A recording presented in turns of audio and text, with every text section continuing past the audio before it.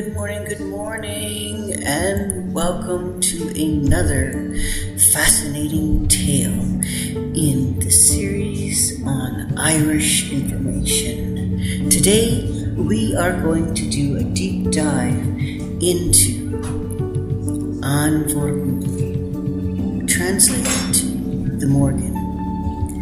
So, sit back, relax, enjoy a cup of mead around a fire, and let's dive into this. Unveiling the Veil, exploring the enigmatic power of An Mhorragu in Irish mythology. We're going to start this off by a brief, generalized overview of An Mhorragu. An Mhorragu. She is a very complex enigmatic figure in Irish mythology and folklore. She's often associated with war, fate, and sovereignty. She is a powerful, multifaceted goddess who embodies both the nurturing and the destructive aspects of femininity. We're going to look at and dive into the origins, myths, symbols, and significance of her in Irish culture.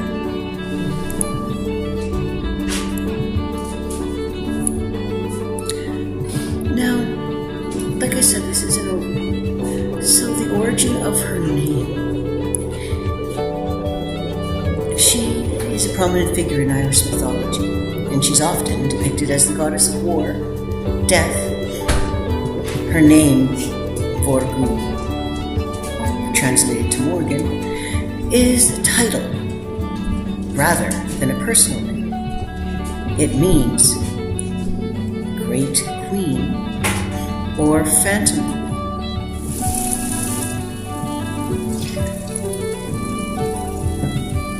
She's also known by other titles, such as Morgana and Morrigan. In some texts, she's referred to simply as An Mhorragu or the Morrigan. An Mhorragu is often depicted as a triad of goddesses, with each aspect representing different facets of her character. These aspects are often identified as Bav, Macha, and Lema, although there are some variations in the names and attributes associated with each aspect of different sources. Now, an overview of the mythological accounts. In Irish mythology, An Mhorragu appears in various titles and legends, often in the role of sovereignty or a goddess of war. She is closely associated with battles, death, and of course the fate of warriors. An Mhorragu is known for her ability to shapeshift and appear in different forms, such as a raven, crow, wolf, cow, eel, or even a horse.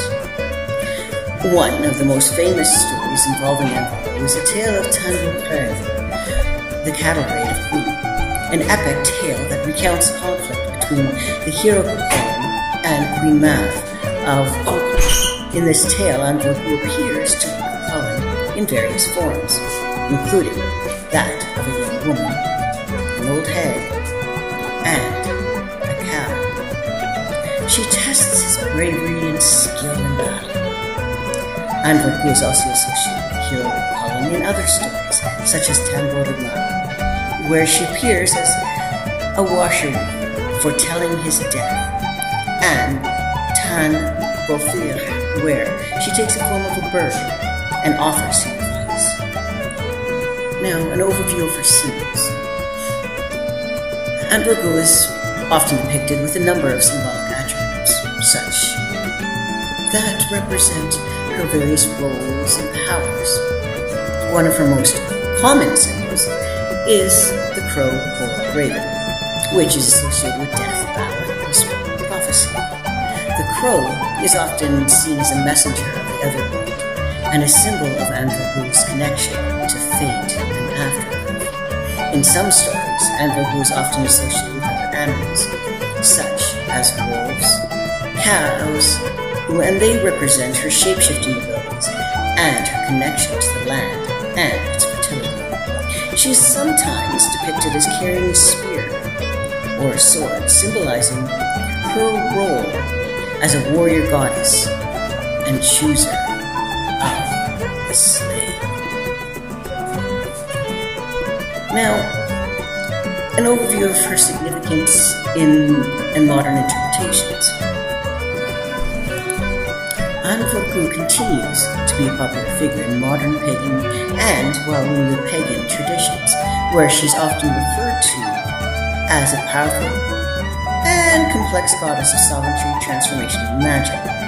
Many practitioners see her as a guide and protector in times of struggle and conflict, calling upon her strength and wisdom to navigate life's challenges.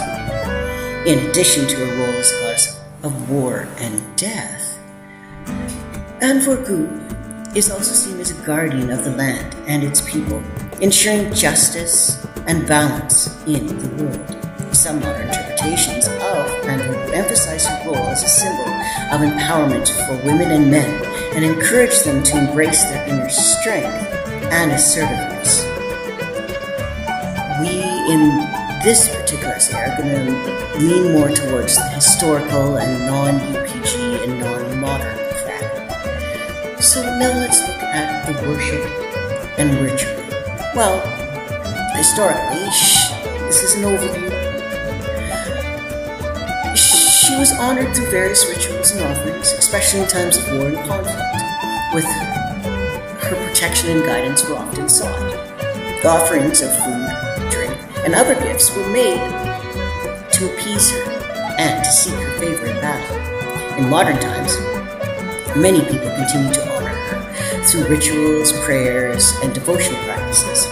Some work with her magically and seek her assistance in matters of protection, transformation, and personal growth. She is a complex and enigmatic figure in Irish mythology, revered for her power, wisdom, and sovereignty. As a goddess of war, death, and fate, she embodies the dual nature of humanity and serves as a powerful symbol of transformation and empowerment. Her stories and symbols continue to inspire and captivate people today, offering a glimpse into the rich tapestry of Irish mythology and folklore. Whether seen as a protector, a guide, a source of strength, she remains a potent and enduring figure in the pantheon of Celtic deities. Now we'll look at the importance and relevance of her in Irish mythology. She's often depicted as a goddess of war and battle. As a crow, she is the harbinger of doom and death, appearing on a battlefield to foretell the outcome of a conflict or to guide fallen warriors to the afterlife. As a wolf, she embodies the primal and untamed forces of nature. And while as a cow, she represents fertility and abundance and nourishment. One of her most important roles is that of sovereignty. She embodies the land and its power to bestow kingship and prosperity.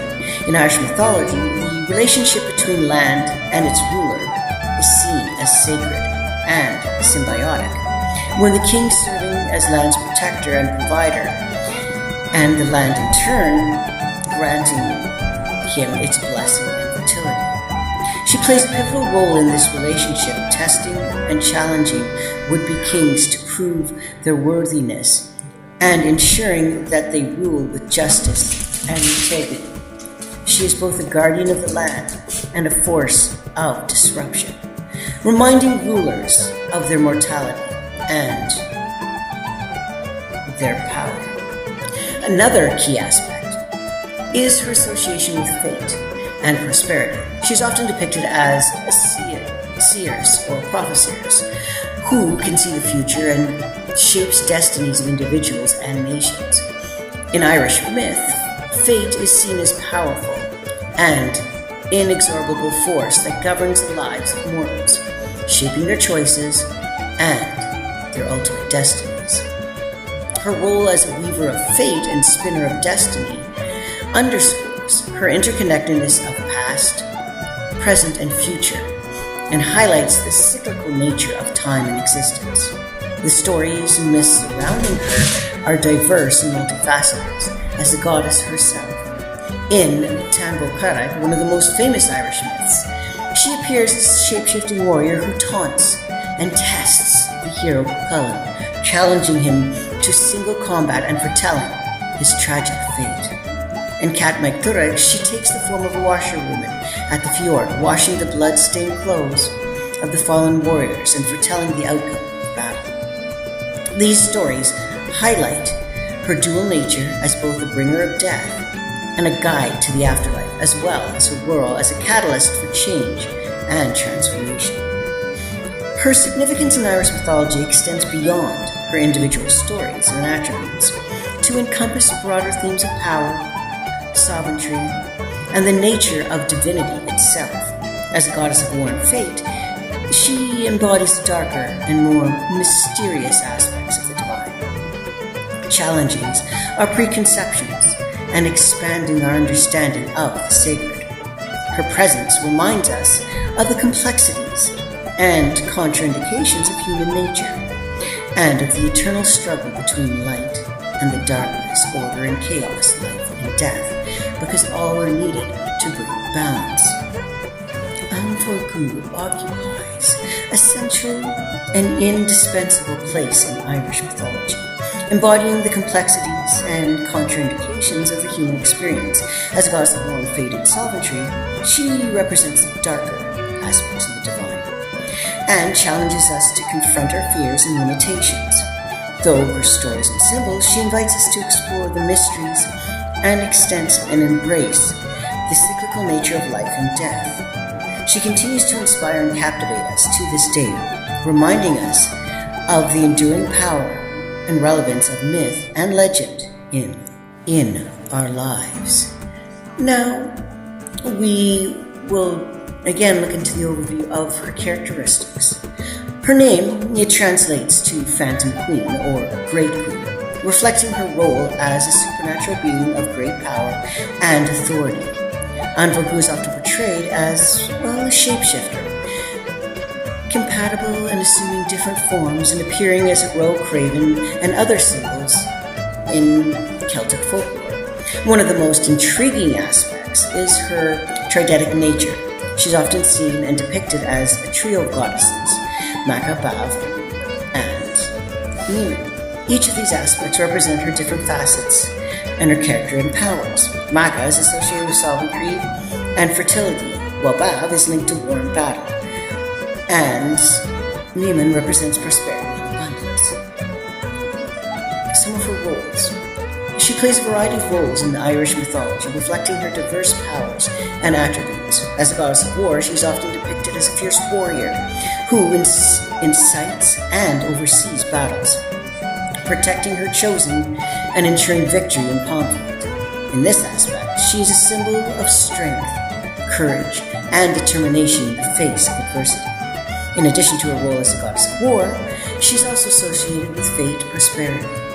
She is said to possess the gift of foresight, the ability to see the future and influence the course of events through prophetic visions. As a figure of fate, she embodies the idea of that destiny is not fixed, but can be shaped and altered through human actions and choices. Furthermore, she is closely linked to the concept of sovereignty in Irish mythology. In ancient Irish society, sovereignty was critical and a sacred principle, symbolizing the rightful heir and prosperity of the land. She, in this aspect, as Macha, is often associated with land and its fertility, acting as protector and guardian of the land and its people. Some symbolism. She embodies a range of symbolic meanings and themes that are central to Irish mythological and culture. As a goddess of war, she represents the fierce and unyielding spirit of the warrior, inspiring courage and valor in those who follow her. Her association with fate and prosperity highlight her interconnectedness of past, present, and future, emphasizing the cyclical nature of life and the inevitability of change. Her role as guardian of sovereignty speaks to the deep connection between land and its people in the Irish Celtic society. By embodying the land and its fertility, she symbolizes the bond between ruler and land, highlighting the importance of just the harmonious rule and the well-being of community. Moreover, her association with crows and ravens as symbols of death and the other world underscores the darker aspects of her nature, reminding us that all are needed for balance. In this sense, she serves as a reminder of the fragility and mortality of human existence, urging us to embrace life fully and bravely in the face of uncertainty and adversity. Now we'll do a quick look at her relevance in this overview in her contemporary context. While she's a figure from ancient Ireland, her relevance extends beyond the confines of the mythology. Her reverence and relevance extends into the present and going into the future. As a symbol of strength, courage, and resilience, she serves as a powerful archetype that inspires and empowers individuals to face challenges and to overcome obstacles in their lives. Her association with fate and prosperity and prophecy also speaks to her enduring fascination with the mysteries of the unknown and our desire to understand and shape our own destinies in a world filled with uncertainty and rapid change. Her message of embracing the future with courage and determination is more pertinent than ever. Furthermore, her connection to sovereignty and the land reminds us of the importance of to be stewards and respect the natural world in an age of all environmental change. Her role as guardian of the land serves as a important reminder of our responsibility to protect and preserve the earth for future generations. Now, let's do a deep dive into the background of. We're going to start with mythological origins and historical context. She's often depicted as a triad goddess, although she can appear as a singular. The three main aspects of her are Bav, Macha, and Niman. Niman can also be seen as each representing different aspects of war and sovereignty. Bav is associated with prophecy and battle, often appearing as a crow or a raven on the battlefield, foretelling the outcome of conflicts. Macha is linked with fertility and sovereignty, while Niman embodies the primal, chaotic forces of war and destruction. In Irish myth, she is closely linked to the hero Cuchulainn, whom she both aids and opposes, representing her dualistic nature and one that will help shape you if you want. As a shapeshifter, she can take on various forms, including that which we see of a crow, wolf, raven, cow, eel, horse. This demonstrates her ability to move between the realms of the living and the dead. Her presence is often seen of a more ominous of death and destruction, yet she also possesses the power to grant victory and fertility and protection to those she favors. The origins can be traced back to pre-Christian Celtic pantheon, where she likely served as a guardian of the land and its people. Her association with sovereignty suggests that she played a critical role in the ritual and political life of ancient Ireland, where kings were often seen as earthly representations of the divine order, but aligning themselves with the Morrigan. Rulers could enhance their legitimacy and authority, ensuring that prosperity and protection to their realms. The worship of An Mhorragu was likely deeply ingrained in the religious practices of the ancient Irish, with offerings and sacrifices made to appease her and seek her favor in times of war and strife. Temples and shrines were dedicated to her, and many once dotted the Irish landscape, serving as centers of ritual and communal gatherings where her devotees can honor and invoke her power. Over time, as Christianity spread throughout Ireland, the worship of her had waned, and her myths and legends were gradually incorporated to the emerging Celtic and Christian narrative. Well, despite her decline, her legacy continued to resonate in Irish folklore and literature, where she was often depicted as a mysterious and formidable figure, capable of shaping the destinies of mortals and gods alike. In the medieval epic, Antan, she appears as a foursome warrior queen who both aids and hinders Cuchulainn in his quest to defend Ulster from the invaders. Her presence looms large over the narrative, casting a shadow of uncertainty and foreboding over the unfolding events. In more recent times, she has experienced a resurgence of interest. As a symbol of both feminine and masculine power and resilience, she has become a source of inspiration for those seeking to connect with their ancestral roots and reclaim their wisdom of the past. Rituals and ceremonies honoring her are held at sacred sites across Ireland and beyond, where her devotees seek to forge a deeper connection with the land, its history, and its mythic inhabitants. I am one that believes, no matter where you are, if you wish to honor her, do so with respect, do your research, and honor and look into the history of Ireland, the culture where she comes from. If you do that, go ahead, worship her. But I do not promote anybody that says you just have to be from Ireland to worship her. Anyone who says that, and any group or school that says that, needs to be avoided at all costs, because she is one that can be useful for everyone. She also stands as a potent symbol of the enduring power of femininity in Irish mythology and history. Her association with battle, fate, and sovereignty reflects the complex interplay of forces that shapes human existence, reminding us of the cyclical nature of life and the ever-present influence of the divine in our lives. By exploring her mythological origins and historical context, we gain a deeper appreciation for the rich tapestry of Irish culture and the enduring legacy of its ancient gods and goddesses. Now, let's look at her different interpretations and representations. One of the most common interpretations of her is that she is a goddess of war and battle.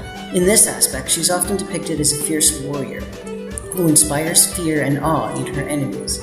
She is said to appear on the battlefield in the form of a crow or raven, or a washerwoman, foretelling death and doom.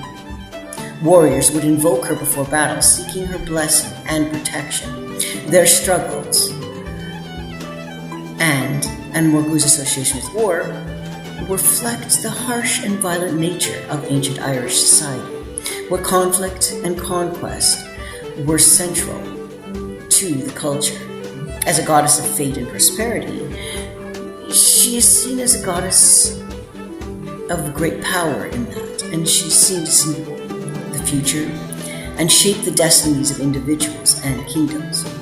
In some stories, she appears as a triple goddess, representing the three aspects of fate: past, present, and future.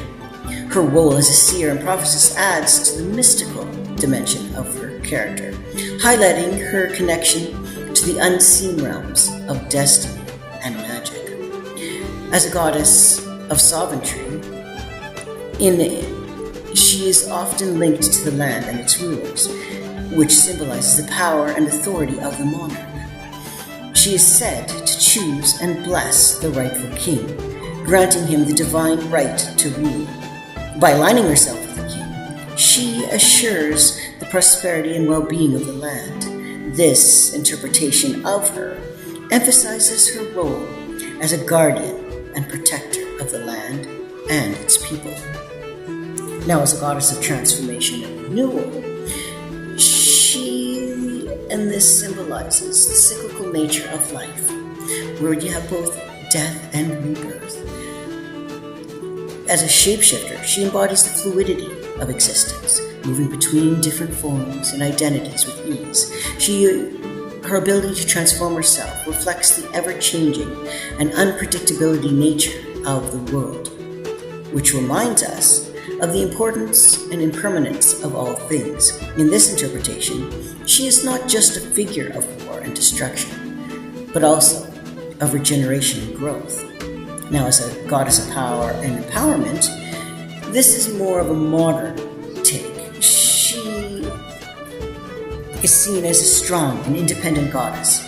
She challenges traditional gender roles, expectations, and embodying qualities of strength. Now, the ancient Irish thought that women were equal to men.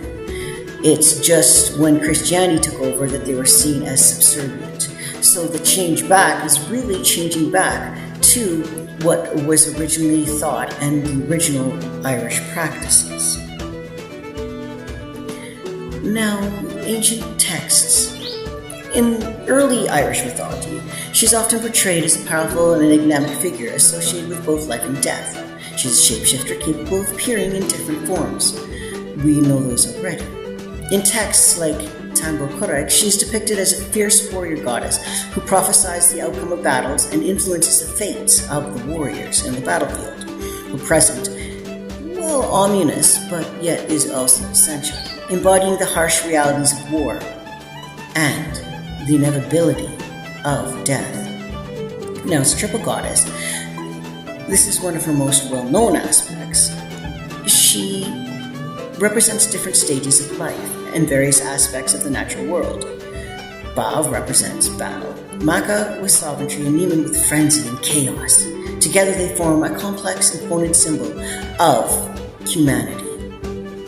Now, a goddess of sovereignty. She is closely linked to the concept of sovereignty, which symbolizes the land's fertility and the king's right to rule. She's often portrayed as a guardian of the land and a tester of kings, challenging their worthiness to rule through trials and tribulations. By aligning herself with sovereignty, she embodies the connection between power, land, and divine, representing the three circles of mind, body, and spirit, and represents the complexities and the need to have all three in balance. Now, for her transformation, she is associated with death and rebirth. She embodies the theme of transformation in Irish mythology as a liminal figure existing on the boundaries between life and death, chaos and order. In various forms, she challenges mortals to confront their fears, embrace change, and navigate the cycles of growth and decay inherited in the natural world. Although her influence on individuals are urged to embrace transformation as necessary, an inevitable part of life's journey. Now, prophecy. She foretells the fates of individuals and nations in many of the stories, offering glimpses into the future and guiding mortals through times of crisis. Her prophecies are often cryptic and unsettling, reflecting the unpredictability and mysterious nature of life and fate. By embodying the power of prophecy, she represents the interconnectedness of past, present, and future, highlighting the cyclical nature of the Irish cosmology and life in general. As a goddess of war, she embodies the complex power of aggression and sacrifice inherited in the pursuit of victory and honor. Now, again, some modern interpretations. Many practitioners modernly just want to connect with her fierce yet nurturing aspects, drawing strength and guidance from her wisdom and presence. Through modern rituals, prayers, and meditations, devotees honor her as a symbol of empowerment, transformation, and spiritual growth. And her enduring reverence in modern spiritual practice underscores her timeless appeal as a goddess of death, mystery, and power. Now, let's look at her role in Celtic mythology. One of her roles is that in war, and that is one of her primary roles. And she's often depicted as a fierce warrior goddess. She is said to appear to warriors before battle, either as a crow flying overhead or as a beautiful woman, often prophesying of victory or doom. In some tarots, she is described as a crow or raven feasting on the bodies of fallen soldiers, symbolizing death and the aftermath of war. Her presence on the battlefield is both feared and revered, as she's believed to have the power to influence the outcome of battles and shape fates of warriors. Warriors would invoke her name for courage and protection, seeking her favor in the midst of conflict. She's associated, and it extends beyond into sovereignty, as the outcome of battles often determined the rightful ruler of the land. Now her association with fate. It's portrayed as a weaver of fate, spinning the threads of destiny and shaping the lives of mortals. In some stories, she appears to heroes and kings to offer prophecies and guidance, warning them of impending danger or revealing their ultimate fates. Her foresight and knowledge of the future makes her a powerful, enigmatic figure in Irish mythology, capable of both granting blessings and delivering curses upon those who cross her path. This ties in with her role as a sovereignty, which is another hugely important aspect of her. Her association and with sovereignty and kingship in ancient Ireland. The land and its rulers were believed to be intrinsically linked, with the king serving as a sacred figure who embodies the prosperity and well-being of the land and its people.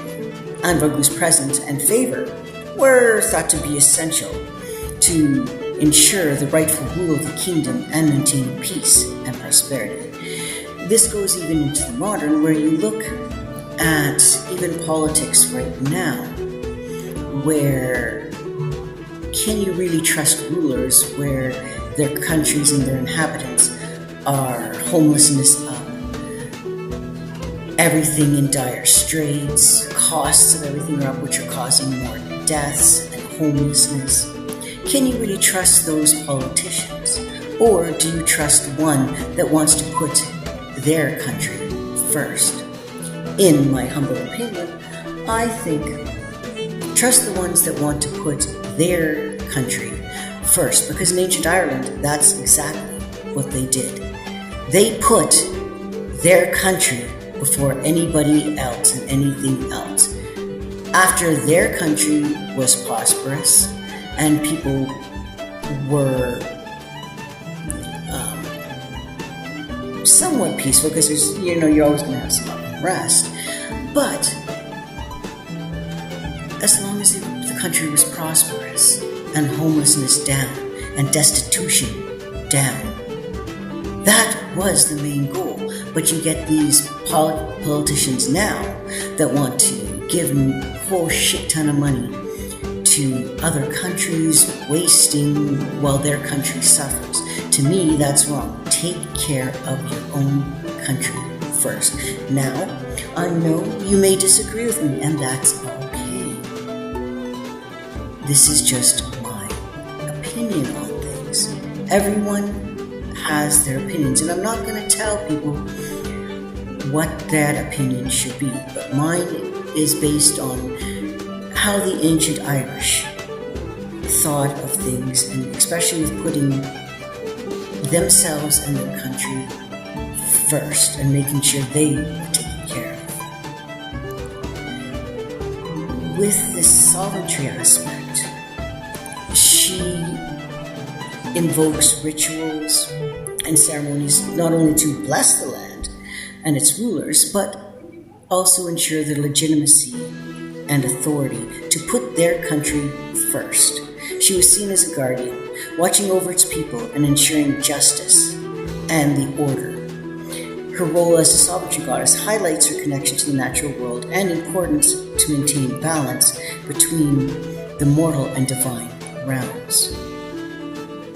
Now, more on her role in Irish society in general. The most known and biggest role she has is that in times of war and battle, She was believed to influence the outcome of conflicts, inspiring warriors with great feats in bravery and strength. Warriors would invoke her name before battle, seeking her favor. She was also said to appear in the form of a crow and raven, symbolizing death and the aftermath. In addition to this, she also protected the warriors. She was seen as harbinger of doom and death, but her presence was often seen as a sign of impending conflict or disaster, and her prophecies were believed to foretell the outcomes of battle and wars. Her association with death and transformation made her a feared and respected figure in Irish Celtic society, revered for her power and influence over the courses of human affairs. Now, she also gets involved in politics, like I had mentioned, where she would grant leadership, but also withhold it. Her presence was believed to be a sign of divine favor. If she wasn't there, it was seen as disfavor, and rulers would seek her guidance and protection in matters of state. Her association with sovereignty also extends to the land itself, as she's seen as a guardian of the land and people in times of crisis.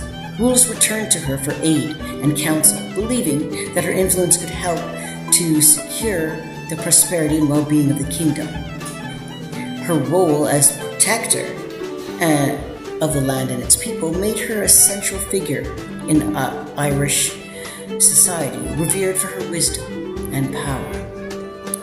Now, spiritually and transformation-wise, her role, not only in regards to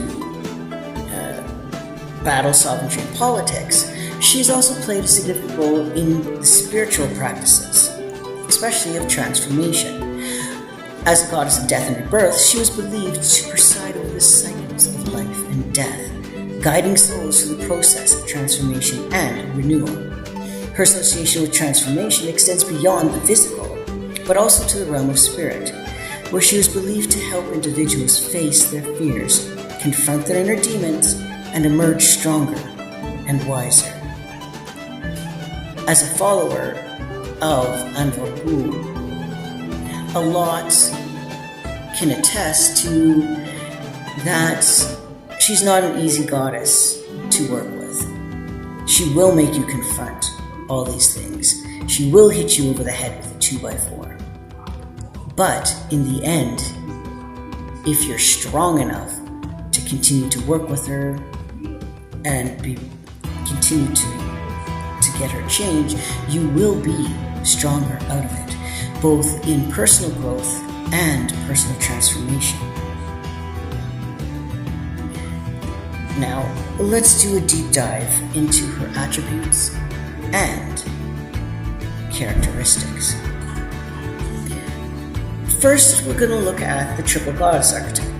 Okay, in her maiden aspect, she is associated with youthfulness and vitality and independence and the energy of new beginnings, hence the fertility aspect of it. She's often depicted as a fierce warrior maiden, wielding spear, shield, and sword on the battlefield.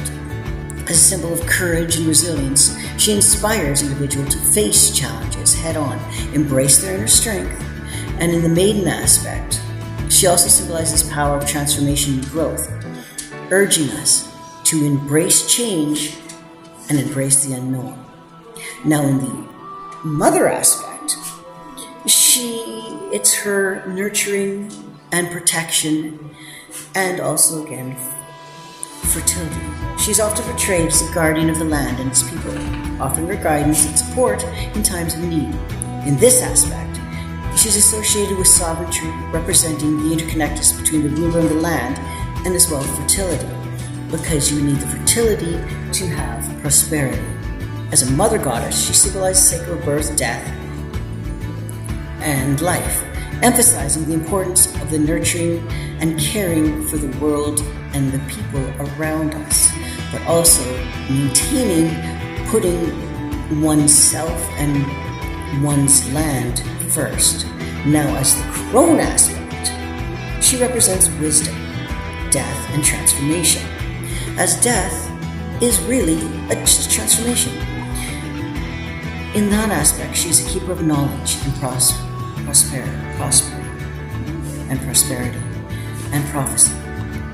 She possesses a deep understanding of the mysteries of life and death. In this aspect, she teaches us to embrace the inevitability of change and to find beauty in the cycles of life. Through death comes rebirth, and through darkness comes light. You can't have one without the other. In the crone aspect, she reminds us that ever-ending is a new beginning, and that wisdom is gained through experience and reflection. Now, we'll do a deep dive into some of her symbols and their significance. The triple goddess archetype holds the deep symbolism because a lot of things in ancient Ireland were based in groups of threes. As a figure of power, sovereignty, and prophecy, she embodies the complexities of human nature, the interconnectedness of the natural world, and the trinity of the maiden mother crone reflects the stages of life. Her association with war and battle speaks to her role as protector and defender. In times of conflict and struggle, she often offers her strength and courageous to those who call on her for aid. As a goddess of sovereignty, she represents the interconnectedness between the ruler and the land, emphasizing the importance of responsible stewardship and leadership. In other words, putting your country and the lives of your people first. Especially in modern times, this is needed. You can embrace her archetype and help tap into our own inner power and strength and navigate the cycles of life with grace and fortitude. Her triple goddess archetype is a rich, multifaceted symbol that embodies the complexity of human experience and the mysteries of the natural world. Through her trinity of maiden mother crone, she offers guidance, protection to seek those who seek her counsel. As a figure of power and sovereignty and prophecy, she continues to captivate and inspire audiences with her timeless teachings and enduring presence. In Celtic mythology, in exploring her triple goddess, we uncover the profound reflection of the cyclical nature of life, death, and rebirth, and the interconnectedness of all beings in the web of existence. By embodying her lessons of courage, resilience, and transformation, we can navigate life's challenge with grace and wisdom and embody the spirit of her in our own journeys through growth and self-discovery and putting our own country first. Now, let's delve into some more symbols associated with her. We'll look at one of the big ones that's always associated with her is both ravens and crows. One of the most prominent symbols is the raven or crow. In Irish mythology, these birds were often seen as messengers between the world of the living and the spirit world. She is frequently depicted accompanied by a group of ravens or crows, symbolizing her connection to both life and death. Ravens are known for their intelligence and cunning traits that are often attributed to her as well. Now, swords and spears. As a goddess of battle and war, such symbols as shields, swords, and spears are often associated with her. These symbols represent her role as the warrior and protector of her people. In Celtic culture, the sword is a sacred weapon, often imbued with magical properties and used in rituals and ceremonies and battle. Now we'll look at the cauldron. The cauldron is another important symbol associated with her. In Irish mythology, the cauldron is a symbol of abundance, transformation, and rebirth. She's often depicted as a goddess of death and rebirth, and the cauldron represents her ability to bring about these change and renewal. She's often seen as a hooded figure because she's shrouded in mystery. This symbolizes her connection to the other world and the realm of the spirits. The hooded figure also represents her role as a goddess of fate and prophecy, able to see beyond the veil of the present and into the future. Wolves. In some stories, She is associated with wolves. Wolves are a symbol of cunning and instinct and the wild, untamed aspects of nature. Her connection to wolves underscores her primal nature and her role as protector of the natural world. A more modern one is seen as red. In Irish culture, the symbolization of red represents passion, strength, and power, and seen as blood, and blood truly is power. Her association with this color underscores her fierce and unyielding nature as a goddess of battle and sovereignty. We talked about the triple goddess. Now we'll look at a big symbol of her, which is the Hounds of An Mhorragu. In the realm of folklore and mythology, there are creatures that capture the imagination and spark wonder and fear in equal measure. One such entity is the Hounds of An Mhorragu, a mysterious and enigmatic presence in the annals of myth and legend. In this dive into them, we will look at their origin, characteristics, and cultural significance of her hounds. The origins of the hounds are said to be creatures in Irish mythology, specifically associated with An Mhorragu. She's often depicted as a shapeshifter, as we know. The origins of the hounds are shrouded in mystery, with different sources offering varying accounts of their creation. Some stories suggest that the hounds were once mortal dogs who were transformed into spiritual beings by An Mhorragu herself, imbued with supernatural powers and tasked with carrying out her will. Other tales portray the hounds as ancient creatures that have existed since the dawn of time, serving as guardians of the other world and harbingers of death. Their characteristics are, they're described as large black hounds with eyes that glow like burning embers. The hounds are often depicted as fearsome and formidable creatures. Their fur is said to be as dark as the night sky, and their howls are said to chill the blood of those who hear them. Despite their spectral nature, the hounds are said to be corporal beings, capable of inflicting physical harm to those who cross their path. One of the most notable abilities attributed to them and of An Mhorragu is their role as psychopomps, guiding the souls of the dead to the afterlife. In Irish mythology, these spectral hounds are often seen as omens, appearing to those in time when the time is near and leading them to their final journey.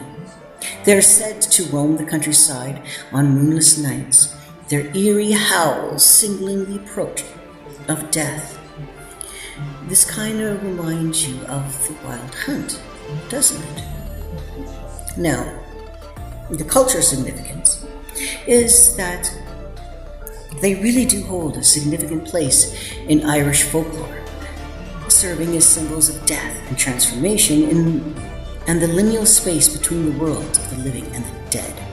In some traditions, the appearance of these spectral hounds is seen as a warning of impending doom, a reminder of the inevitability of mortality.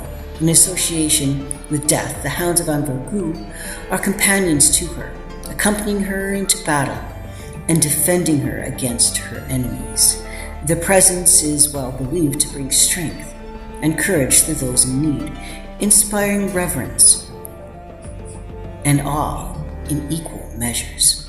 Her hounds stand as enigmatic and fascinating figures in the tapestry of Celtic mythology, embodying themes of death, transformation, and the supernatural.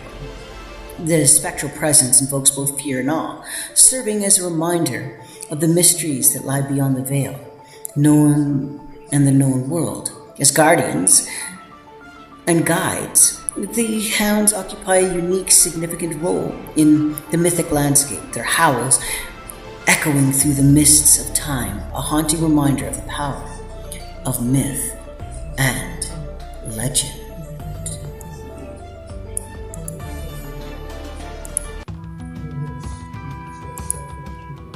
Now,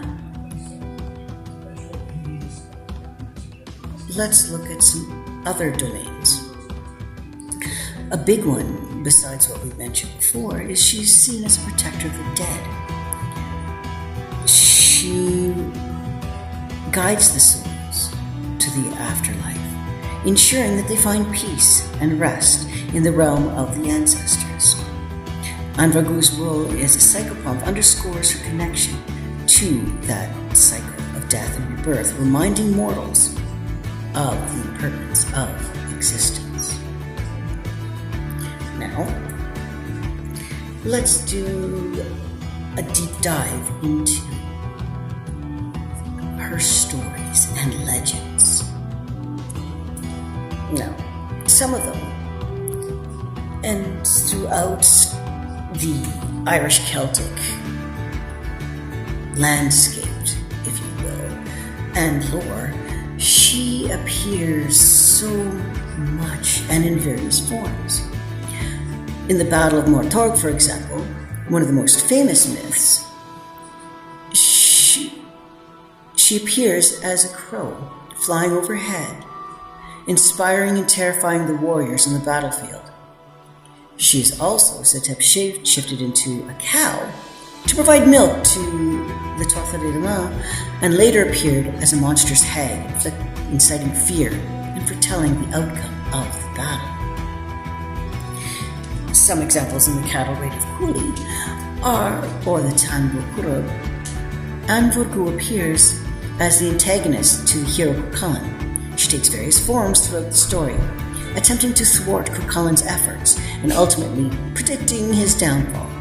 In one instance, she transformed into an old woman, milking a cow, and offers Cuchulainn her milk, but he refuses, recognizing her true identity. Mhorragu then prophesies his death, which comes to pass through the course of the epic. Now, the Wooing of Uta is a tale of love, jealousy, and transformation. Mhorragu plays a role in this story by cursing the protagonist Ita by to be repeatedly reborn and suffer various trials and tribulations throughout her lives. Mhorragu's actions set in motion a series of events that lead to tragedy and redemption, highlighting her dual nature as both a bringer of misfortune and a catalyst for change. Now, the children of Lear, it's not as prominent, and she's not as prominent in this myth, but she is said to have played a part in this tragic tale. She is sometimes associated with the Tuatha struggles against the invading Milesians who bring about the downfall of the mythological race. Mhorragu's presence underscores the themes of fate, loss, and transformation that permeate the narrative, adding depth and complexities to the overall scene of the myth. Now, the death of Cuchulainn. This is one of the most poignant myths involving her, is the death. In this story, she appears as a crow perched on Cuchulainn's shoulder, foretelling his imminent demise. Despite her warnings, he chooses to face his enemies in battle, knowing that his fate is sealed. Her presence in this myth emphasizes the inevitability of death and her interconnections of life, death, and destiny in Irish culture and mythology. With her staying with him till the end, it also represents her nurturing nature. She challenged him, she foretold his death, and even ushered it. But in the end, she was there with him till he passed, and then guided his soul to the other world. Throughout the Ulster cycle, she is a reoccurring figure, often appearing as a harbinger of death and doom and chaos. She frequently intervenes in the lives of the heroes, challenging their courage and resolve. Her enigmatic nature and shifting forms reflect the capricious fate and unpredictability of nature and the world in which the myths are set. Now, let's look at her relationships with other deities and mythological figures in Irish mythology. First, let's look at her and Cuchulainn. These are one of the most prominent. She appears in various forms to him, testing his bravery and skill as a warrior. She challenges him to single combat and attempts to thwart his efforts in battle. Despite her attempts to bring about his downfall, Cuchulainn ultimately prevails and showcases his courage and prowess as a hero. The interconnection between her and Cuchulainn highlight her role as a deity of war and fate, shaping the destiny of the heroes. An Mhorragu, in the Ulster cycle, she is a central figure, including in Tales of the Wound of Etah, like I said, the Second Battle of Morrigan. She appears as a powerful, enigmatic figure influencing the destinies of gods and mortals alike. Her role as a goddess of fate and sovereignty is emphasized in these narratives, where she asserts her influence over the course of the events and lives of those involved. Now, one of the most prominent persons she's associated with is her and the deities. This narrative is found in a lot of the lore, that they are lovers, and the fact that they do have kids because they also are consorts. Now let's look at her and Morrigan. This again is known that she is Morrigan's mother, seen as Andaiga's father, and seeing that Andaiga is Morrigan's father.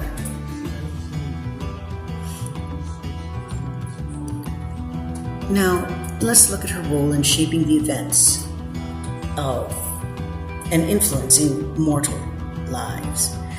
She's often depicted as a triad goddess, as we know, each representing different aspects of power. One of her most prominent roles is her association with war and battle, as we've said. She, in the Battle of Mhorragu, appears as an ominous figure who taunts and teases and tests Cuchulainn before his final battle. In addition to her role in warfare, she is also closely linked to the concept of sovereignty in Irish myth. As a sovereignty goddess, she is the power to grant and withhold the right to rule from kings and queens. In the tale of the Wound of Etah, she appears as the powerful queen who tests the hero by transforming into various terrifying forms. Only by passing her tests can he prove himself worthy of kingship. An Mhorragu's influence is not limited to individual heroes. She also plays a key role in shaping the fate of entire kingdoms. For example, she does this well through prophecy, manipulation, or direct intervention. An Mhorragu's actions are far-reaching consequences for the people of Ireland. Despite her fearsome representation, she is not solely a figure of destruction and chaos. In some stories, she appears as a protector and defends against invaders or, upholds justice. Her dual nature reflects the complexity and relationship between life and death and humanity in general. One of her most prominent roles is that of war, like we said. Her absence and displeasure can spell doom for an army, leading to defeat and despair. Legends around her take various forms, as we know from before. Her role in destiny. She's associated with fate and destiny. She is believed to have the power to shape the future and guide individuals along the chosen path. It is said that she can appear to mortals in times of need, offering them guidance or warnings about events to come. Those who heed her counsel may find themselves blessed with good fortune, while those who ignore the 2x4 may face dire consequences. Her influence in mortal lives is not always benevolent. However, in some stories, she is portrayed as a suspicious and unpredictable figure, capable of both bestowing and cursing those who cross her. Her role as a harbinger of faith means mortals must tread carefully when dealing with her, as her favor can be fleeting and her wrath swift and merciless. Now, let's dive, if you see, to the worship and devotion. First, we're going to look at the ancient practices and rituals that we found throughout the stories and through historical and archaeological evidence. Ancient practitioners dedicated to her often made offerings to honor her and seek her favor. Offerings could inform and include such forms as blood, mead, and other sacred substances symbolizing life and fertility. She was particularly associated with battlefield, and offerings of fallen enemies or battlefield spoils were sometimes made in her name. Devotees sought to cultivate a relationship with her through regular offerings and acts of devotion, acknowledging her role as a fierce protector and guardian. Rituals of transformation, she has the ability to shapeshift, so not only as animals, but shaping the land and outcomes. So practitioners did rituals to sought to embody these qualities. And they did this also through donning feathers of crow and ravens, or imitating the howl of a wolf, or invoking the power of the storm. Through doing this, the devotees sought to align themselves with her energies and draw strength from her. Ancient practitioners, with the devotion and prosperity part, engaged in divinatory practices to seek her wisdom and insight. Methods such as scrying, dream interpretation, and the reading of omens and bones were used to communicate with her and receive her prophetic messages. Through these practices, devotees sought to unravel the mysteries of the future and navigate the changes that lay ahead. Now, some of the festivals that they celebrated and specifically honored her because there was only room for that the ancient Irish practiced. But these festivals held a key point in archaeological and lunar cycles. The festival of Simonius marked the end of the harvest season and the beginning of winter, and was a particularly significant time for honoring her and the spirits of the dead. Offerings were made and bonfires were lit, and rituals were performed to honor her and seek her protection during the darker months ahead. The other festivals were Cleotain, Lunasa, and Brigid, also held significance for devotees of her, providing opportunities to celebrate her power and presence in the natural world. Her association with warfare and battle led to the development of warrior cults directed to worship. Warriors seeking her protection and favor were engaged in rituals of empowerment and protection before going into battle, invoking her first fierce spirit and guide them into victory. Battle magic included crafting of talismans, charms, and spells. It was often practiced by devotees seeking to harness her strength and ensure success. The goddess was seen as a powerful ally in times of conflict, offering her divine protection to those who honored her with bravery and devotion. Now, some of the temples. This is some, there are more. I did not include all of them in this. So, some of the places that are associated with her is Morrigan, or the Cave of Cats. And this one is the most famous of her sites. It's located in County Roscommon in Ireland. This cave is said to be the entrance to the outer world and the realm of the gods and the spirits in Irish Celtic mythology. According to legend, she is said to dwell within the cave, emerging from its depths to influence the course of the battles and shape destinies of kings. It is a place of great power and mystery, where the boundaries between the mortal world and the other world are said to blur. Now, Dundurk or Castle Blood Visage, is another significant site associated with her. It's a hill fort located in County Kerry in Ireland. This ancient site is said to be the place of great importance to her, where she believed to have appeared to warriors before battle. The fort is surrounded by a ring of standing stones, which are thought to mark the boundary between the mortal world and the realm of the gods. It is said that those who seek her favor can make offerings at the site and receive her blessings in return. Now, there is a shrine to her in Rathcocham. It's located in County Roscommon in Ireland. It's a complex of archaeological sites that have been associated with her for centuries. One of the most significant sites is her shrine, a stone circle surrounded by a ring of trees where offerings are left to honor the goddess. Pilgrims and devotees come to the shrine to seek her guidance and protection, particularly in times of war and conflict. The site is a place of great spiritual significance, where the power of her is said to be particularly strong. Dundalithus, meaning the fort of the two green sides, is a hill fort located in County Meath, Ireland, that is closely associated with her.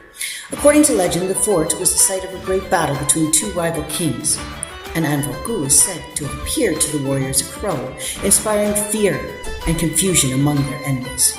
The fort is considered a sacred site dedicated to her, where offerings again are left and prayers are made in her honor. It's a place of power and magic, where the presence of the goddess can still be felt. Lugur, located in County Limerick, Ireland, is the sacred lake that has long been associated with her. It's a lake surrounded by ancient monuments, stone circles, including the Grand Stone, where it is thought to be a place of ritual and worship dedicated to her. According to legend, she is said to appear on the lake as a beautiful woman or a fearsome crow. Depending on her mood. Pilgrims and seekers come to it to seek her guidance and protection, particularly in times of trouble. Now, the modern day revival, now that we've gotten the ancient practice, let's look at the modern day revival. If you're honoring her with respect, woohoo. Make sure you know her history. Make sure you know the history of Ireland. In recent years, there's been a resurgence of interest in the Morrigan. Modern followers of her are drawn to her fierce and unapologetic nature. Some mix her with other pantheons, which, in my opinion, you should not do, because that dishonors where she comes from and the Irish and her history. If you mix her with other pantheons, leave her with the Irish pantheon. Some of the practices and rituals which modern people do are offerings of food, drink, and other items, symbolizing their devotion for gratitude. Rituals for protection, guidance, and empowerment may be performed, including some use the divinatory of using modern tarot and to get the prophetic nature.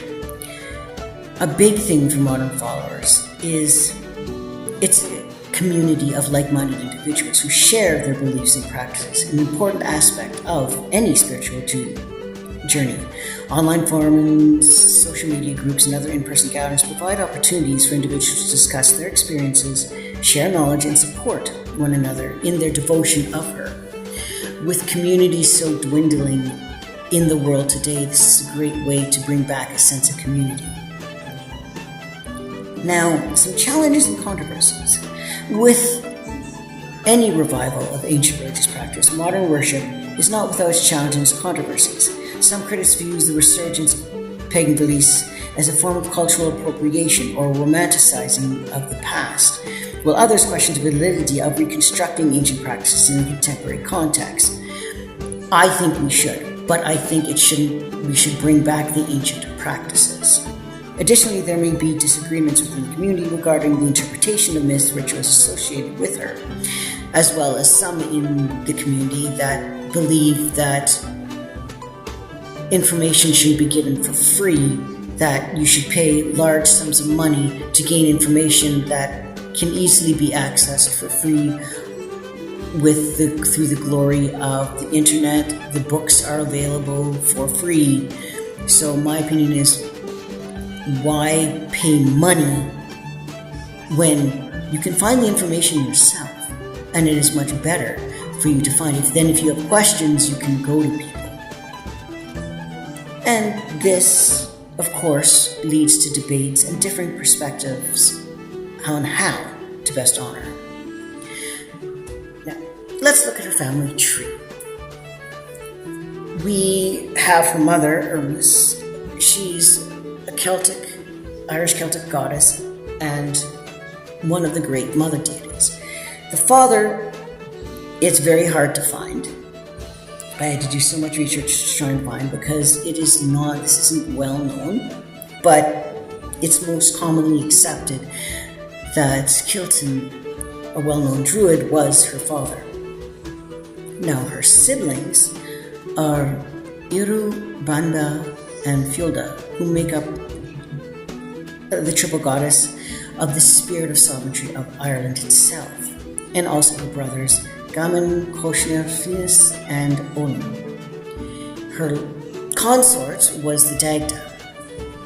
Now her children, there may be more, but this is what I could find in my 30 years experience and research through the history books, lore, and archaeological evidence. Please let me know in the comments if you do know more, so I can add to my knowledge, because I'm a believer that no matter how long you've been studying something, you can always learn. But the children are Brigid Mhorragu, who has 3 hearts that each contain a serpent, Golan, Gram, and Koshner, Angus, Kilomet, and Bob, and Derek. Now, let's look at her in contemporary culture, because yes, this is primarily looking at the deep dive into the historical contents, but we cannot forget her in contemporary culture. Now, her influence in literature, art, and pop culture as the goddess of war and death, it's made her a pretty popular figure in dealing with themes of conflict and mortality. Writers have drawn on her mythic association to explore the impact of violence and destruction on individuals and societies themselves, as well as a role of fate in shape-shifting human destinies. In works by W. B. Yeats, poetry, and James Jocelyn novels, she is often invoked as a symbol of the darker aspect of human nature, reflecting the chaos and uncertainty of the modern world. In addition to her association with war and death, she is also seen as a goddess of sovereignty and transformation. In some myths, she appears as a powerful queen who wields authority over the land and its people, symbolizing the connection between rulership and the natural world. This aspect of her has inspired writers to explore themes of power, leadership, and the relationship between humans and the environment. In contemporary literature, she is often portrayed as a figure of female empowerment, challenging traditional gender roles and asserting her agency in now, thanks to Christianity, male-dominated world, which is switching to get back to a more balanced, equal, where male and female are equal, not one above the other. One of the most famous depictions of her is in the works of fantasy author Neil Gaiman in his novel American Gods. She appears as one of the ancient gods who have been forgotten and marginalized in the modern world. Gaiman portrays her as a complex and multifaceted character, which reflects her enduring appeal of this mythic figure, as well as the ways in which her story continues to resonate with contemporary readers. Overall, the influence of her in literature is a testament to the enduring power of myth and legend to inspire and provoke the imagination, whether as a goddess of war and death, a symbol of sovereignty and transformation, or a figure of empowerment. She continues to captivate writers and readers with a dark, enigmatic presence. By exploring her multifaceted character and mythic associations, authors have been able to create a rich, compelling narratives that speak to the complexities of human experience and the enduring power of storytelling. She is a powerful figure. Her dark and mysterious nature associated with foreign fate. In art, it's examined how artists have depicted her in this complex deity. She's often depicted as a shape-shifting goddess who appears in the form of a crow or raven. Artists have been drawn to this dual nature and her role as guardian of the land, using her image to explore themes of power, transformation, and the cycle of life and death. One of the earliest representations of her in art can be found in the ancient Celtic artifacts such as stone carvings and jewelry. These early depictions often show her in her bird form, with outstretched wings and fierce expression, symbolizing her role as a goddess of battle and fate. These artifacts reflect the importance of her in Irish religion and mythology, as well as the reverence and fear with which she was regarded in ancient peoples. In modern and medieval art, she continued to be a popular subject, particularly in the illuminated manuscripts and tapestries. Artists of the Middle Ages draw on the rich tradition of Irish mythology to create a vivid, detailed images of her, often portraying her in scenes of battle and conflict. These artworks served not only as decorative objects, but also visual representations of the power and majesty of this ancient goddess. During the Renaissance and Baroque periods, interests in Irish mythology and folklore experienced a resurgence, leading to a renewed fascination with her among artists and intellectuals. Painters such as Peter Paul Rubens and Nicholas Poussin drew on classical mythology themes in their work, incorporating elements of Irish mythology, including her, into their compositions. These artists sought to capture the essence of her mythic power and presence, using symbolism and allegory to convey her significance as a goddess of war and fate. In the 19th and 20th centuries, she continued to appear in art, particularly in the concept of the Irish revival and other monuments which sought to reclaim and celebrate Irish and Ireland's cultural heritage. Artists such as John Wayne Waterhouse and John Duncan drew on Celtic mythology and folklore in their paintings, creating haunting and evocative images of her as a figure of mystery and magic. These artists were inspired by the ancient myths and legends of Ireland, seeking to capture the spirit and vitality of her in their work. In contemporary, she remains a popular subject with artists continuing to explore her mythic significance and relevance to modern audiences, from paintings and sculptures and digital art and installations. Artists are finding new and innovative ways to depict and interpret her, drawing on her rich symbolism and associations to create compelling and thought-provoking works. One of the most famous contemporary depictions is the sculpture Bav Catha by Irish artist John Batha. This striking bronze sculpture portrays her in her crow form, with outstretched wings and a fierce expression, captivating her power and presence in a dynamic and evocative manner. The sculpture serves as a powerful tribute to her and an enduring significance in Irish mythology and folklore. Now, she continues to make an appearance in various forms in media, including literature, television, and video games. One notable is, like we said, Morrigan. The also featured in a number of films and television shows, where she's often depicted as a dark, mysterious character associated with death and the supernatural. For example, in the TV series Supernatural, she appears as a powerful deity with the ability to shapeshift and manipulate fate.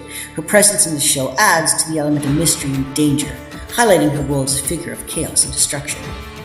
Furthermore, she's made appearances in various video games, where she's often portrayed as a formidable boss enemy character. In games such as Dragon Age Origins and Smite, players can encounter her as a powerful and challenging adversary, reflecting her representation as a goddess of war and death. The video games representations have introduced her to a new audience and have helped solidify her place in pop culture. In addition to her appearance in various forms of media, her influence can be seen in art, music, and other creative outlets. Overall, her influence in pop culture is far-reaching and enduring. Some songs that, especially which based on her band Raven's Call, wrote an entire album based on visions that the writer had and the lead singer had with her. She's become a symbol of power as creators continue to draw upon her mythological origins, reimagine her character. Her presence in pop culture likely to endure for many, many years. She, in video games as well, she can be seen in Dragon Age Vilgard as well. Now the time has come, like most things, to talk about her and do deep dives into her prophecies. Her first prophecy we're looking at, there is 3 we're going to be touching. The first one, I'll read, then we'll break it down. Peace up to heaven, heaven down to earth, earth under heaven, strength in everyone. I shall not see a world that will be dear to me, summer without flowers, kin without milk, woman without modesty, men without valor, captors without a king, woods without mast, sea without produce. Son will enter his father's bed, and father will enter his son's bed. Everyone will be his brother's brother-in-law. In evil times, son will deceive his father, daughters will deceive their mother. Under the gentle skylines of earth, restful at last, in the arms of heaven, as a sweet wine or a fine meal is the land, for all to eat and drink beneath the stars. Before me, I see this wonderful land. Like a splendid mead, rich and worthy, savoring, keeping summer's blessing, even in stark winter. Giving us shelter, like a shield makes a strong spear, and a fist holding the shield are strong places hungry for battle. None can break these spear-bristled walls. Here we harvest, here we stand, and here will 9 times the grandchildren of our children grow fair and bold. The fields will be like forests with fences surrounding, and horns calling the beasts of the wild. The sun shining up beneath the soft leaves, rich with sap, so they blend with weight. So much will this land bring, that every pauper will be king, every boy will be his warrior of renown, and every dog a fierce companion. Straight and tall will grow the trees, so that each shall food, spear, and fires will bring warmth to melted metal. Strong will be the foundations, and rich be the milk. Every cow will be full with calf. Birds sing like clouds above. The breasts of the wild shall leap with joy in spring, and on Simonius the ripe harvest. Many and many will the people be of the land. Filling from its peak to its ocean, the water runs sharp over the rock, shall time through shadow and fear. This will be a tale of the land and its people. Ours will be the peace of heaven beneath the skies for all eternity. Now, what you'll find with all of the prophecies is different tellings. We'll say them differently, but there is really 3 main ones that we find. The one that I just read comes at the end of the second battle. The prophecy in general, this appears to be a reflection of a dystopian future scenario, or a time of general societal decay and moral decline. The imagery and language is to evoke a sense of chaos, loss, and traditional values, the breakdown of social order. Let's break it down in detail. Peace up to heaven, heaven down to earth, earth under heaven. Now, this part of the passage may seem to suggest a harmonious relationship between heaven and earth, but it could also symbolize a balanced and peaceful existence where all elements are in alignment. Strengthen everyone. I shall not see a world that is dear to me. Now, this part conveys a sense of despair and disillusionment about the future. The Morrigan seems to lament at the lack of strength and integrity in the people, which makes the world less appealing or vulnerable to them, and also, with the lack of integrity, putting other countries before their own. Now, summer without flowers, kin will be without milk, women without modesty, men without valor. Now, this particular segment lists various natural and human elements that are traditionally associated with beauty, fertility, and virtue. The abundance of these elements implies a world devoid. The absence of these elements implies a world devoid of essential qualities and virtues. Again, putting other countries first. Now, captors without a king, woods without masts, sea without produce. These lines depict a world where the leadership is weak or absent, falling and listening to other countries, putting them first, which makes the resources scarce, and that causes the land to be barren and the people of the land to grow hungry. Now, the imagery suggests a lack of guidance and sustenance and abundance, like I said, where you worry about other countries before your own. Now, this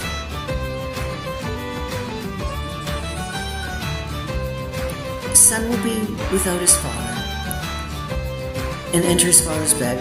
Father will be in his son's bed. Everyone will be his brother's brother-in-law. Now, these lines depict taboo and, well, kind of icky actions that disrupt the familial and social norms. The relationships mentioned here reflect incest, betrayal, and blurred boundaries, leading to a breakdown of family structure and moral values. An evil time. Son will deceive father, daughter will deceive mother. This segment emphasizes the perseverance of nature and depiction and betrayal of families. It underscores the moral decay and lack of trust that characterizes that era. Under a gentle sky lies the earth, restful. At last in the arms of heaven, sweet wine, fine meal of the land is all for all to eat and drink between them. Now, this phrase evokes a serene and tranquil imagery that once people get back to putting their country, their land first, only then can we get back to this. Now, the metaphor of a sweet wine and fine meal is the rich description of the land. Just and wine food provide nourishment and pleasure. The earth is depicted as a source of sustenance and joy. This comparison implies that the land is not only just a physical space, but a vital entity that nurtures life and brings happiness. The idea of all that drink beneath the stars reinforces the notion of abundance and community, suggesting that the earth offers its gifts generously to everyone, but you have to make sure you put your country first. The phrase "before me, I see a wonderful land" serves as well personal reflection, grounding the imagery in the Morrigan's experience. It invites the reader to share in this moment of appreciation and wonder for the beauty of the world. The use of "wonderful" underscores the speaker's admiration for the landscape. Overall, this passage presents a vivid picture of peaceful and bountiful earth that exists in harmony with the sky. It celebrates the beauty and richness of the natural world, emphasizing themes of nourishment, community, and tranquility. Again, getting back to putting one's country and one's families first. In a broader context, this imagery can also symbolize the universal human experience, seeking rest and fulfillment. Like a splendid mead, rich and worthy. Again, it's providing nourishment. The notion of keeping fresh under summer's blessing speaks to the resilience and capacity to hold on to joy and positivity despite adversity. Just as mead can be savored and enjoyed over time, the good moments in life can be cherished and recalled, providing comfort and strength during difficult periods. This reflection reflects a broader psychological understanding that while seasons change and challenges arrive, the essence of our joy and joyful experiences can sustain us, acting as a reminder of the beauty that life can offer. Giving shelter like a shield, it introduces themes of protection, strength, readiness for conflict. The imagery of a shield symbolizes security and defense, suggesting as certain values and experience serve as a protective barrier against life's challenges. Just as a shield guides the warrior, the meaningful aspects of life can offer emotional and psychological shelter. This protection allows individuals to confront life's battles with courage and determination. In essence, the passage captures a profound understanding of life's complexities. It speaks to the balance between savoring the sweetness of the good times and being prepared to stand up for one's country. The imagery invites reflection on how we can cultivate resilience, drawing strength from our experiences while remaining open to battles that life presents. It encourages us to find rich, nourishing elements in our lives that can act both as a source of comfort and the foundation. Ultimately, the meaning lies in the celebration of life's dual nature, both beauty and joy. None can break the bristled walls. Here we have the harvest, here we stand. This passage, it provides and invokes powerful imagery of themes of resilience, prosperity, and community. The line, "None can break these bristled walls," suggests a strong essence of defiance and protection, as in a country standing up for itself. It implies that a speaker's community and land is foretold against external threats. The imagery of our grandchildren go far bold, indicating a hopeful vision for the future. The transformation of the fields into forests paints a vivid picture of abundance of the wildlife and the coming back once we get back to worrying about our country. The concluding thoughts on social equality, every pauper will be king. Here, this passage speaks to themes of resilience, of community, the hopeful and envisioning of future generations. It captures the essence of people deeply connected to their land and fighting for their land, for their country, and that are committed to a legacy of strength, equality, and harmony with nature.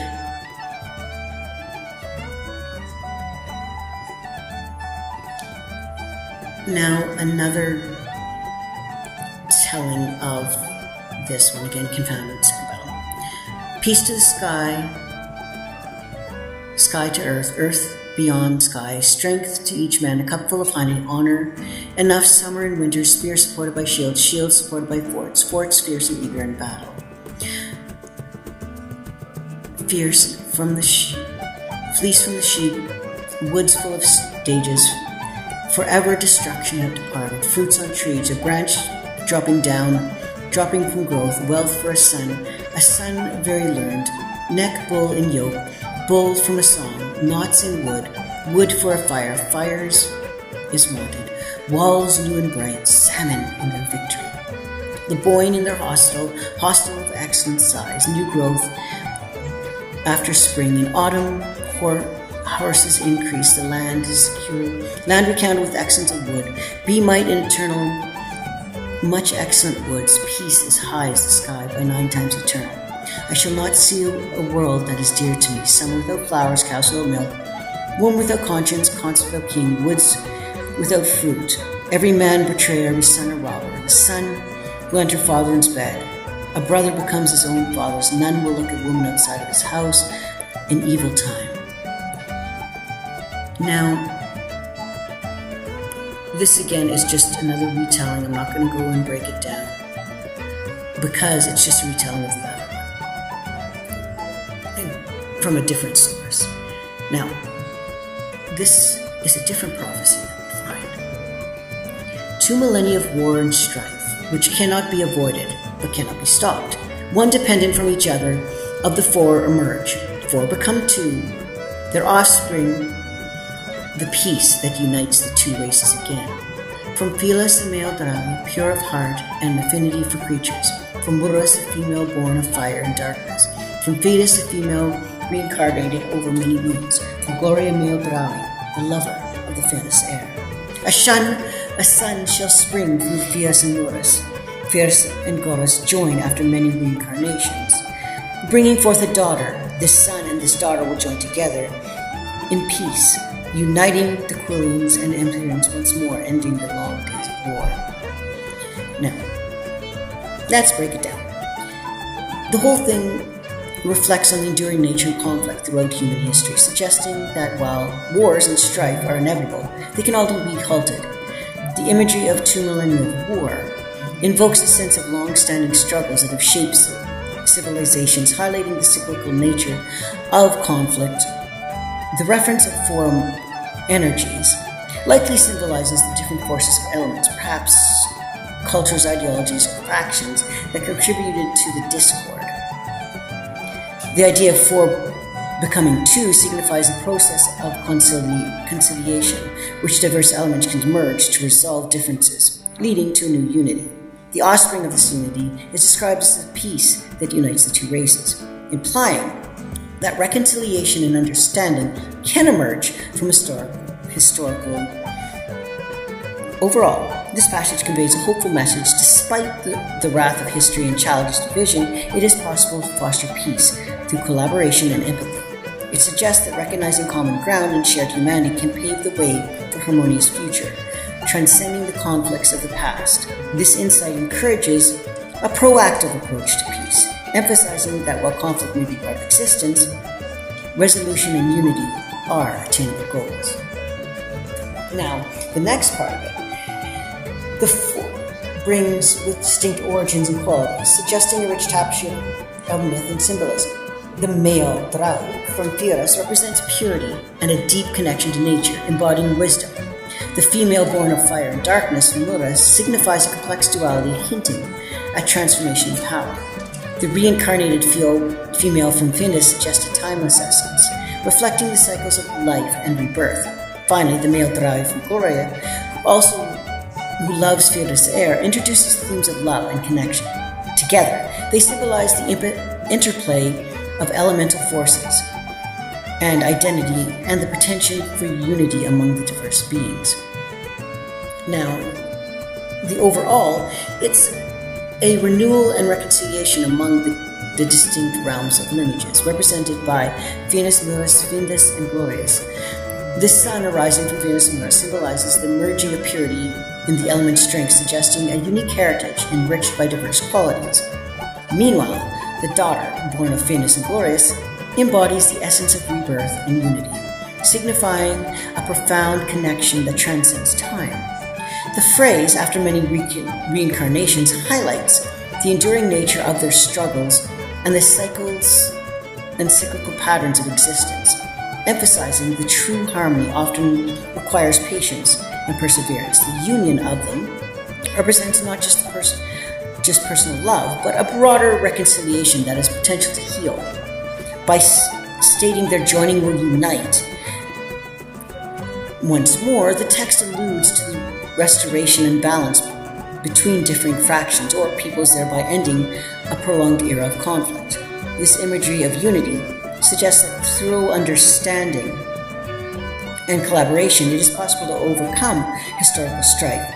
Ultimately, the passage conveys a hopeful vision for peace and coexistence where love and connection can transcend the scars of war. Now, we're going to look at the scholarly perspective of her.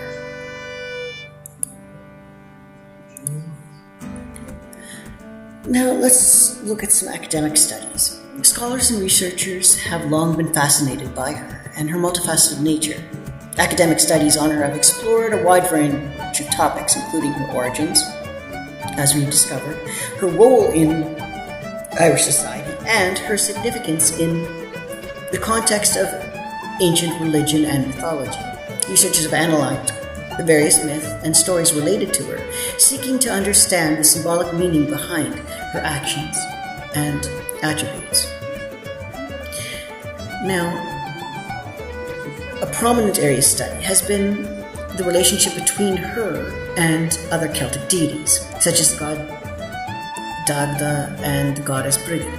Scholars have examined the interconnection between these two figures, looking for patterns and themes that may shed some light onto complex complexities of religious beliefs of the time. Another focus for academic research has been the role of her in shaping gender roles. Now, the study of her is not just academic exercise, but also holds a broader significance for our understanding of ancient religions and the belief systems. By examining the myths and symbols associated with her, researchers can gain insights and values and the fears and the aspirations of ancient Irish society.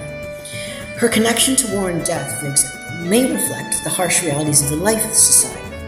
Marked by tribal conflict and warfare, her role as a shapeshifter and prophetess of doom speaks to the Celtic belief in fate and the supernatural. Furthermore, her association with sovereignty and the land underscores the importance of the natural world in Celtic spirituality. By studying her, researchers can gain a deeper appreciation for the interconnectedness of humans, nature, and the divine in ancient Celtic belief systems. She's often depicted as a warrior goddess, as we know, and some interpretations suggest she's a psychopomp with guided souls to the dead and afterlife, while others see her as a symbol of destructive and transformative power. One theory regarding her significance is that she represents sovereignty for the land, as we know. In Celtic mythology, land and its ruler are very much intertwined, with the king and queen serving as the symbolic embodiment of the land itself. Mhorragu's association with sovereignty may stem from her role as the guardian of the land, ensuring its fertility and prosperity through her connection to the natural world. Another interpretation is her significance is that she embodies the concept of fate and destiny. In Irish mythology, she is often portrayed as a weaver of fate, shaping the destinies of gods and mortals alike. Some see her as a symbol of the inevitability of death and the cyclical nature of life, while others view her as a guide who helps individuals navigate the twists and turns of their personal journeys. Her significance also be linked to her status as shapeshifter and trickster. In some stories, she takes different forms to test and courage and cunning of heroes, challenging them to prove their worth in the face of adversity. These aspects of her character adds depth and complexity to her role in mythology, highlighting her role as a mysterious and unpredictable force. Scholars have, of course, various theories to explain her significance in Celtic mythology. Some see her as a symbol of the dark side of human nature, representing the destructive impulse that can lead to conflict and chaos. Others view her as a goddess of transformation, guiding individuals through the trials and tribulations of life to help them achieve personal growth and enlightenment. One of the key debates surrounding her is her very nature and identity. Often depicted as a triad or as a single entity with multiple aspects, scholars have long grappled with the question on whether she is a singular deity or a composite figure. Some argue that she represents differing aspects of sovereignty and power, while others contend that she is a distinct and individual entity.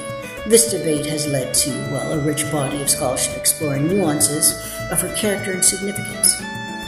Another contentious issue with her studies is the interpretation of her role in Irish mythology in general, where some scholars view her primarily as goddess of war and battle.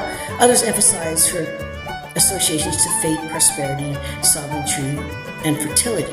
This diversity of interpretations has given rise to competing theories about her significance in the ancient Irish worldview. Some argue that she was a fierce warrior deity who inspired and protected warriors in battle, while others suggest that she is a symbol of the cyclical nature of life and death, embodying both the destructive and creative forces of the universe. I think she's all. Her association with sovereignty is another topic of debate. Some argue that she was a guardian of the land and its rulers, ensuring the prosperity and well-being of the kingdom, and others contend that she represents the darker aspects of sovereignty, embodying the harsh realities of power and rule. This debate has sparked discussions of the nature of sovereignty in ancient Ireland and the role of mythological figures in shaping political and social structures. One of the most controversial aspects of her is her portrayal in early Irish literature. While some texts depict her as a powerful and respected figure, others present her with more negative life as a malevolent and destructive force. This discrepancy in her characterization has led to debates about the motivations of the authors in their cultural context, which these stories were written. Some scholars argue that she is ambiguous in nature, reflects the complexity of the human experience, while others see her as a reflection of specific historical or political concerns. The relationship between her and other figures is also the subject of debate.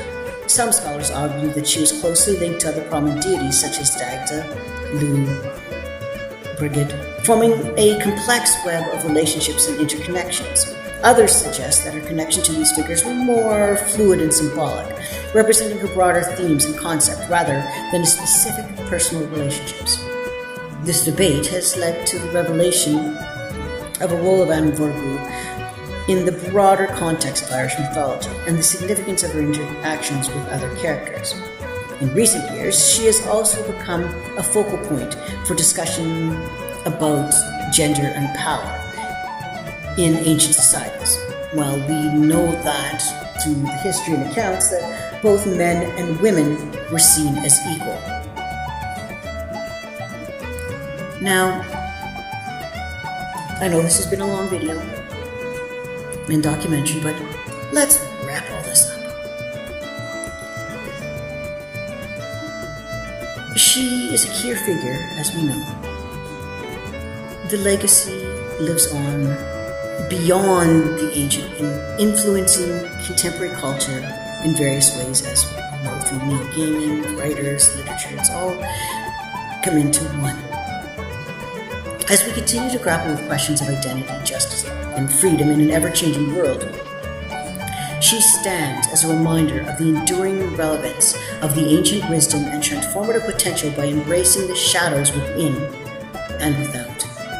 By engaging with her myths and legacy, we can uncover new insights into our own struggles and triumphs, and find solace in the knowledge that even in the darkest of times, there's promise of renewal and rebirth. Studying her in the context of Irish myth is a fascinating and important endeavor.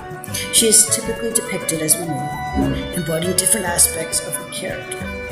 One of the key reasons why studying is significant in the context of Irish mythology is her central role in shaping destinies of heroes and kings.